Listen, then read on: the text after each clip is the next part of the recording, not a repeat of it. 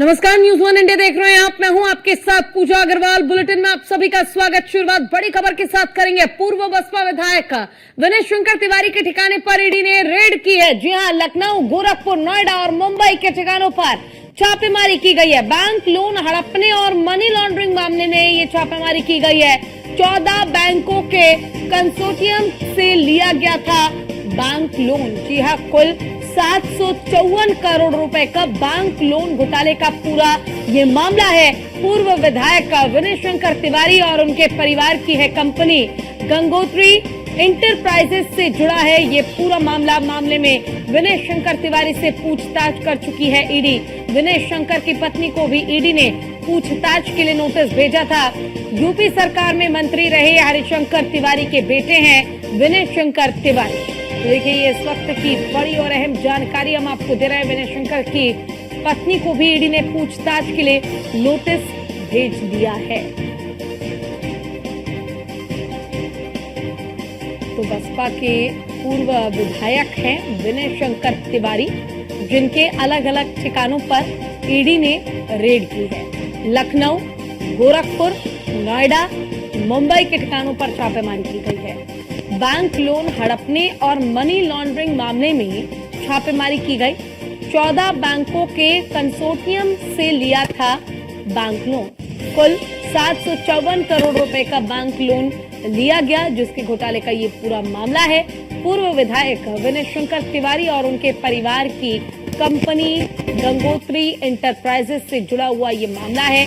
मामले में विनय शंकर तिवारी से पूछताछ की जा चुकी है और विनय शंकर की पत्नी को भी ईडी ने पूछताछ के लिए नोटिस भेज दिया है। यूपी सरकार में मंत्री रहे हरिशंकर तिवारी के बेटे हैं विनय शंकर तिवारी।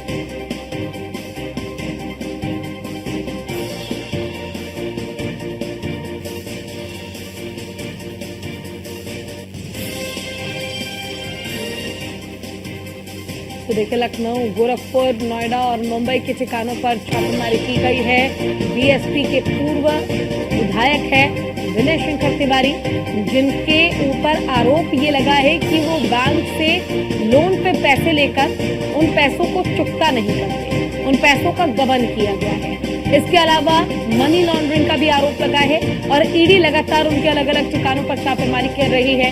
गोरखपुर, मुंबई, नोएडा, इन तमाम जगहों पर छापेमारी की जा रही है। गंगोत्री इंटरप्राइजेस से जुड़ा ये मामला है। गंगोत्री इंटरप्राइजेस जो है ये खुद बसपा के पूर्व विधायक विनय शंकर तिवारी का अपना कंपनी है।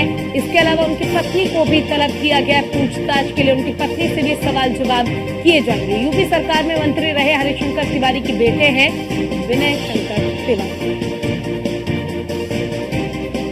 अब देखना ये होगा कितनी मुश्किलें बढ़ती हैं बसपा के पूर्व विधायक की। लखनऊ, गोरखपुर, नोएडा और मुंबई के ठिकानों पर तो ईडी छापेमारी कर ही रही है। बैंक लोन हड़पने और मनी लॉन्ड्रिंग मामले में ये छापेमारी की जा रही है। फिलहाल उनकी पत्नी को भी तलब किया गया, नोटिस दिया गया है। 14 बैंकों के कंसोर्टियम से लिया गया था बैंक लोन और 14 बैंकों से लोन लेने के बाद उन पैसों को चुकाने के बजाय उन पैसों का गबन कर लिया है पूर्व विधायक ने।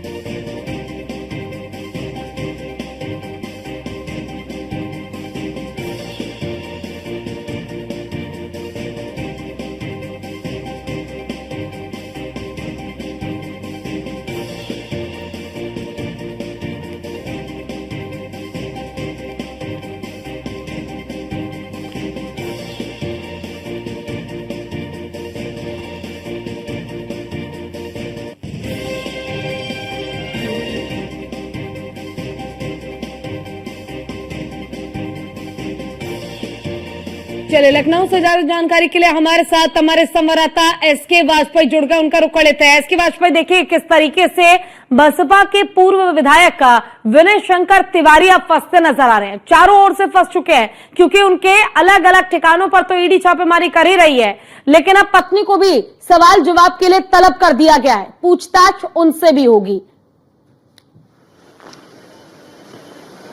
बिल्कुल, ये पूरा मामला गंगोत्री इंटरप्राइजेस से जुड़ा हुआ है। गंगोत्री इंटरप्राइजेस की अगर हम बात करें तो ये विनय शंकर तिवारी की है। विनय शंकर तिवारी काफी बड़ा नाम है। विनय शंकर तिवारी अगर हम पूर्वांचल की बात करेंगे तो बाहुबली और उत्तर प्रदेश के मंत्री करीब 25 है हरशंकर तिवारी के बेटे हैं और एक बड़ा नाम है पूर्वांचल का, माफियाओं के तौर पर उनकी पहचान होती थी। हालांकि वो अब इस दुनिया में नहीं है, लेकिन उनके बेटे विनय शंकर तिवारी काफी बड़ी प्रोफाइल है, क्योंकि उनकी जो संस्था है गंगोत्री वो काफी बड़े पैमाने पर काम करती। करीब 1164 करोड़ रुपए का लोन अलग अलग बैंकों के कंसोर्टियम से लिया गया था। हालांकि इस लोन के बाद बैंकों को कुछ दिन बाद जब किस्तें नहीं मिली तो उसको यह पता चला कि इस लोन को लेने के बाद इसको अलग अलग जगहों पर निवेश कर दिया गया है और जिस उद्देश्य के लिए बैंकों ने लोन दिया था उन उद्देश्यों के लिए इस पैसे का प्रयोग नहीं किया जा रहा। हालांकि इसके बाद इस पूरे मामले की शिकायत बैंकों की तरफ से, जिसमें bank of India, state bank और दूसरी बैंकों का कंसोर्टियम शामिल है, उनकी तरफ से सीबीआई को किया गया। हालांकि सीबीआई ने इस पूरे मामले में विनय शंकर तिवारी के यहां छापेमारी की थी। उन अलग अलग जो ठिकाने थे उन पे छापेमारी हुई थी। बड़े पैमाने पर जो बैंक से लोन और साथ ही साथ जो गंगोत्री इंटरप्राइजेस के जो डॉक्यूमेंट्स हैं वो सीबीआई ने अपने कब्जे में ले लिए थे। हालांकि इस दौरान सीबीआई की टीम ने विनय शंकर तिवारी से भी लंबी पूछताछ की थी और बैंकों से लोन लेने, उस पैसे को निवेश करने, जिस उद्देश्य को बताकर बैंकों से लोन लिया गया था, उस बारे में काफी लंबी पूछताछ इस पूरे मामले में हुई थी। हालांकि उसमें कुछ दस्तावेज ऐसे भी मिले थे जो कि मनी लॉन्ड्रिंग से संबंधित थे। इन दस्तावेजों को लेकर सीबीआई ने इस पूरे मामले की जानकारी ईडी को भी दी थी। चूंकि ईडी के पास में कोई दस्तावेज नहीं थे, सीबीआई से दी हुई जानकारी थी, क्योंकि सीबीआई ने जो दस्तावेज कलेक्ट किए थे, साथ ही साथ विनय शंकर तिवारी से जो पूछताछ हुई थी, उन चीजों के आधार पर ईडी ने इस पूरे मामले को लेकर आज सुबह सुबह विनय शंकर तिवारी और गंगोत्री इंटरप्राइजेस के अलग अलग करीब 8 से 10 ठिकानों पर छापेमारी की, जिसमें लखनऊ भी है, गोरखपुर भी है, नोएडा भी है, साथ ही साथ दूसरे वो शहर हैं जहां पर गंगोत्री इंटरप्राइजेस अपने काम कर रही है।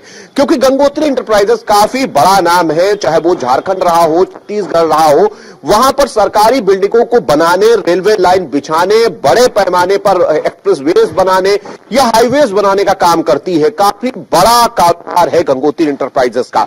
हालांकि जब ईडी आज सुबह सुबह उनके आवास पर पहुंची तो ईडी के हाथ बहुत ज्यादा कुछ नहीं लग पाया। उसकी वजह थी कि पहले ही सीबीआई टीम ज्यादातर डॉक्यूमेंट और ज्यादातर जो एविडेंसेस थे, चाहे वो डिजिटल एविडेंस में रहे हों या फिर तौर पर जो डॉक्यूमेंट्स रहे हों, वो सभी सीबीआई ने पहले ही कब्जे में ले लिए हैं। हालांकि ईडी की टीम पहुंची जरूर, लेकिन बहुत ज्यादा उसके हाथ कुछ भी नहीं लगा। जिसके बाद ईडी की टीम ने सीबीआई की टीम से इस पूरे मामले को लेकर संपर्क रहा है। जल्द ही सीबीआई से ईडी वो दस्तावेज बरामद करेगी जो दस्तावेज सीबीआई ने छापे के दौरान विनय शंकर तिवारी और गंगोत्री इंटरप्राइजेस के अलग अलग छापों के स्थल से बरामद किए थे। हालांकि इन सारी चीजों को लेकर बड़े पैमाने पर जो ईडी है वो अपनी कार्रवाई करने की रही है, क्योंकि 764 करोड़ से ज्यादा की ऐसी रकम है जो बैंकों तक वापस नहीं पहुंची है। और ऐसा आरोप है कि ये रकम अलग अलग मदों में अलग अलग कामों के लिए लगा दी गई और बैंकों का जो लोन वापस होना था वो लोन वापस नहीं हुआ है। हालांकि इस पूरे मामले को लेकर विनय शंकर तिवारी की पत्नी भी गंगोत्री इंटरप्राइजेस में डायरेक्टर है, तो ऐसे में उनसे भी ईडी पूछताछ कर सकती है। तो निश्चित तौर पर विनय शंकर तिवारी, जो कि बसपा के चिल्लूपार विधानसभा से पूर्व विधायक रहे हैं, वर्तमान में वो समाजवादी पार्टी में है, तो कहीं ना कहीं उनके ऊपर लगातार उंगलियां उठ रही हैं। अब देखना यह है कि सीबीआई के डॉक्यूमेंट्स देने के बाद ईडी क्या कुछ आगे की कार्रवाई करती है। बिल्कुल, देखिए, और 554 करोड़ का गबन करना कोई छोटा मोटा गबन नहीं है, लेकिन ऐसे में अब कार्रवाई ईडी कर ही रही है। हमें 18 मार्च की वो तारीख याद है जब 2024 में गोरखपुर, नोएडा, लखनऊ सहित कई संपत्तियों को जब्त कर लिया था ईडी ने। और अब कहीं ना कहीं जिस तरीके से उनकी पत्नी की भी मुश्किलें बढ़ती नजर आ रही, क्योंकि आपने जैसे जिक्र भी किया कि वो खुद डायरेक्टर है, ऐसे में जो प्रमोटर्स है, डायरेक्टर है, जिनकी मिलीभगत से ये काम किया गया है, उन सभी की मुश्किलें बढ़ने वाली है। और साल 2024 में भी हमने देखा था इसके कि किस तरीके से उन सभी की संपत्तियों को जब्त कर बैंक की जो भरपाई है वो की गई थी। कुछ निश्चित तौर पर जैसा कि पहले गंगोत्री इंटरप्राइजेस काफी बड़ा नाम है, ज्यादा का लोन अगर किसी भी फर्म को दिया जा रहा है बैंकों के कंसोर्टियम की तरफ से, तो निश्चित है तो उसकी बालियत देखी गई होगी, उसके काम करने और कहां कहां वो काम कर रही, किस पैमाने पर काम कर रही है, बहुत सारी चीजों की जांच हुई होगी। जाहिर सी बात है कि कंपनी बड़े पैमाने पर काम करती है और ऐसे में कंपनी का टर्नओवर भी काफी बढ़ा है। हालांकि ये बड़ा मामला मनी लॉन्ड्रिंग से निकल कर आया है, क्योंकि बैंकों से लोन तो लिया गया, लेकिन जिस उद्देश्य को बताकर लोन लिया गया, उस उद्देश्य में उसका प्रयोग नहीं किया गया, ऐसा आरोप है। साथ ही साथ बड़े पैमाने पर मनी लॉन्ड्रिंग भी गंगोत्री इंटरप्राइजेस पर आरोप है। अब देखना यह है कि जब ईडी लगातार इस पूरे मामले को लेकर अपनी कार्रवाई को आगे बढ़ा रही है, सीबीआई ने भी बहुत सारे दस्तावेज इस पूरे मामले में अंडरटेक किए हैं, तो अब देखना यह है कि अब क्या कुछ आगे की कार्रवाई होती है और अगर विनय शंकर तिवारी की पत्नी से पूछताछ होती है तो ऐसे में क्या कुछ निकल कर सामने आता है। ये बहुत सारे सवाल हैं जिनके जवाब ईडी को पूछताछ और डॉक्यूमेंट के परीक्षण के बाद ही मिलेंगे। बिल्कुल, देखिए, और जिस तरीके से अजीत कुमार जो कि इनके सहयोगी हैं, खुद रीता तिवारी और विनय शंकर तिवारी, ये तीन ऐसे कह सकते हैं कि मेन कैरेक्टर हैं, वो मुख्य आरोपी जिन्हें जांच के दायरे में शिकंजे में लिया जा सकता है। और पिछले साल भी इसी के तहत कार्रवाई करते हुए 130 करोड़ की प्रॉपर्टी जो है विनय शंकर तिवारी की, वो जब्त की गई थी ताकि भरपाई हो पाए। और सीबीआई ने जब मामले में जांच शुरू की तो ईडी ने भी जो नामजद आरोपी सीबीआई के थे उन्हीं के खिलाफ कार्रवाई करने के आदेश दिए और कहीं ना कहीं ईडी ने मांग की कि जांच की जाए। और अब जब गाज गिरी है तो सवाल ये उठता है कि कद्दावर नेता के पिता जिस तरीके से, माफ कीजिएगा, कद्दावर नेता के बेटे हैं और बावजूद इस तरीके की घिनौनी हरकत को अंजाम देना बिल्कुल भी ठीक नहीं है। बैंक के साथ आप घोटाला करते हैं, पैसों का गलत तरीके से इस्तेमाल करते हैं और फिर लोगों को भी भटकाने का काम करते हैं आप। बिल्कुल, निश्चित तौर पर ये बड़े आरोप हैं क्योंकि काफी बड़ी प्रोफाइल है विनय शंकर तिवारी की, खास तौर पर उनके पिता हरिशंकर तिवारी की, क्योंकि एक बड़ा नाम रहा है माफिया के तौर पर और साथ ही साथ बड़े पैमाने पर अलग अलग बिजनेसेस उनके चलते हैं। हालांकि विनय शंकर तिवारी हरिशंकर तिवारी के बेटे हैं और समाजवादी पार्टी रही हो या बसपा रहा हो, काफी उनकी अलग अलग पार्टियों में पैठ है। तो अब देखना कि जब इस पूरे मामले को लेकर ईडी अपनी कार्रवाई को आगे बढ़ाती है, क्या कुछ चीजें निकलकर सामने आती हैं और जो पैसा बैंकों से लोन के रूप में लिया गया है उसको अदा कराने के लिए ईडी क्या कुछ आगे कार्रवाई करती है और कितना पैसा। कार्रवाई होना भी लाजमी है। इसके आपका बहुत बहुत शुक्रिया इस तमाम जानकारी और अपडेट के लिए।